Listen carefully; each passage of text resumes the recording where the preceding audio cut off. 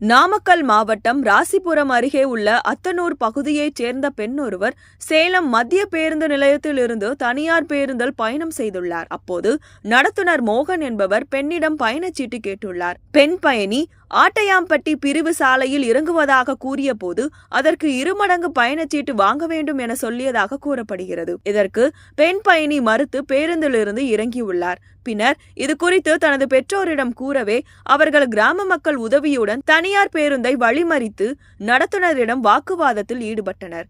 இந்த சம்பவம் குறித்து தகவல் அறிந்து வந்த போலீசார் அவர்களிடம் பேச்சுவார்த்தை நடத்தியதை தொடர்ந்து தனியார் பேருந்து உரிமையாளர் பெண் பயணியிடம் தொலைபேசியில் தொடர்பு கொண்டு மன்னிப்பு கேட்ட பிறகு கிராம மக்கள் அங்கிருந்து கலைந்து சென்றனர்.